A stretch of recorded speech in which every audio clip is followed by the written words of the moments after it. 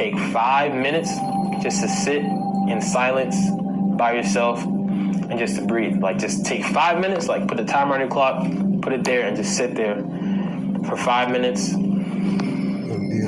And just breathe and just let your mind think about whatever it wants to think about, but just sit there and breathe and remind yourself that you're present. You don't always have to be moving all the time, always have to be like constantly doing things. You could like just sit there for 5 minutes, and that would help you like really get in touch with your higher self, with your inner self. And that would help y'all to like really find out who you really are, kind of thing. Because it's hard for y'all Gemini risings to really like know who you are, because you could be like acting different ways around different people sometimes. Like, y'all just so mutable, y'all so quick-witted, y'all so good in social environments.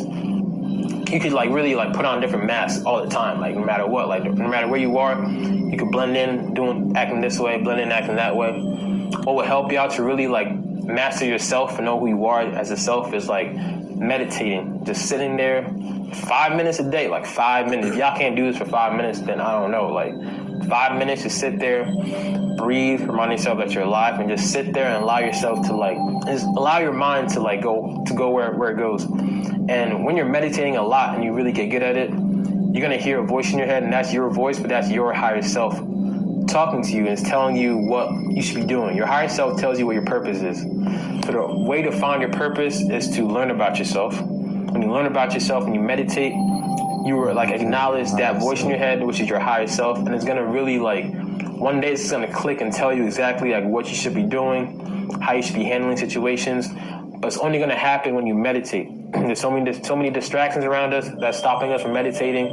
It's like everybody's so busy now. Like it's like the world is just moving so fast. There's always things that's happening to us so fast. People forget to just like stop everything and just remind ourselves that we are living in the present moment, that we're alive and we're breathing. I'm the type of person that no matter what you've done to me, I still can't find in myself to hate you. Because I have no place in my heart for hate. Either I love you, I wish you well, or I hope you heal. 5 things I believe happen after we die from studying past lives. When we die, the soul feels like it has been set free and it gets to return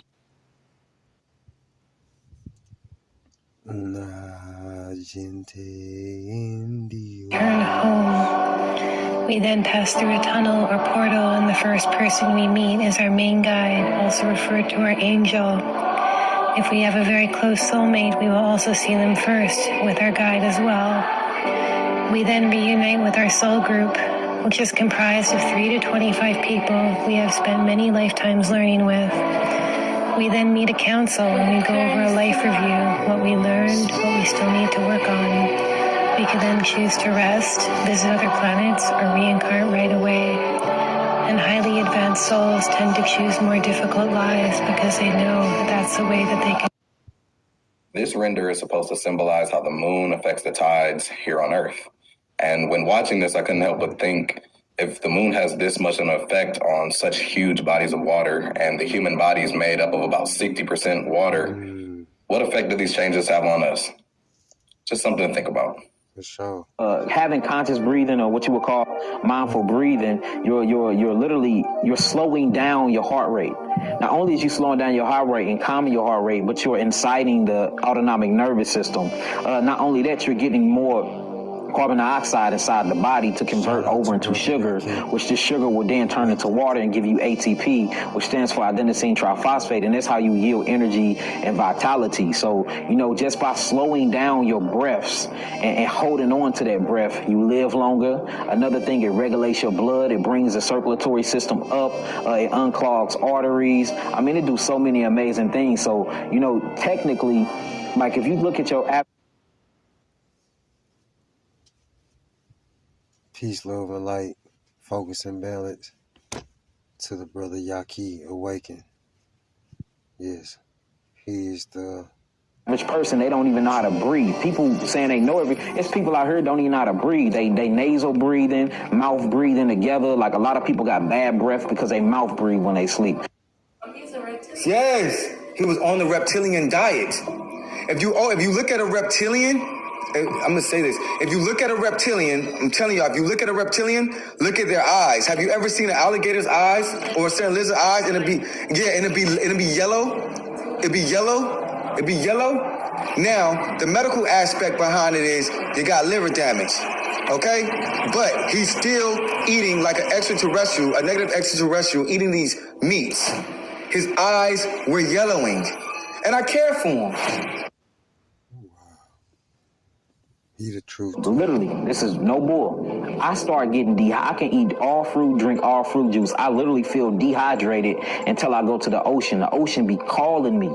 You know, we have to start listening to these signs, but it's hard to listen to your element call you from the element that you truly arrive from if you're blocking, you know, yourself from being on that fifth dimensional place, you know, which is channel is 5D, beyond the 5D. So it's hard to be beyond 5D and hear your element call, which you come from, if you blocking it and you shutting down your melanin neurotransmitters because you eating the wrong things and you drinking the wrong things and you putting the wrong substances in your body. But it's very important to work with your element that's a part of your natal chart. And you get into your inner child and you start playing with these things, you will notice that that's where your magic really lies. You'll start seeing miracles and everything happen. You'll be able to think clearer. Aligning with your higher self. Yeah, go to the earth signs. Like earth signs, them going to nature, going to the park and just putting their feet inside the ground. That's going to ground them. Yes. Through reality, you got the fire signs, just playing with candles. Yes. Playing with their flames, candle gazing, even sun gazing. Yeah. The fire signs want to activate that energy, activate your fire.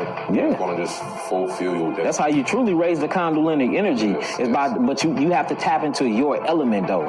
And I just think, you know, if you really want to draw from your creative space, if you really want to create and walk in your purpose, the best thing you can truly do is to work with your element every single day. And you will start noticing things about you and who you truly are that you never noticed before because you are being your true self. And your true self is in your natal chart. Your true self is in the actual, what we'll call celestial pathway that you took to even be inside of your mother's womb, coming from your father's scrotum sac. You know, we come from the heavens. We come from the primordial waters. And that's the reason why where there's every birth, a star dies. Celebrities that are Taurus. This is what you came for. Like I know, I have. Hey, I gotta go clock in on this matrix to sustain my path and keep going. But peace to all the gods and goddesses of planet Kai, Tiamat. Love, healing, energy, frequencies, vibration. To all the aboriginals, Natharu, Netja, yeah, I'm going through it. When you start awakening, man, it gets hard out here, but I won't stop. This is Anuki, Banu, Horuka. I'm out.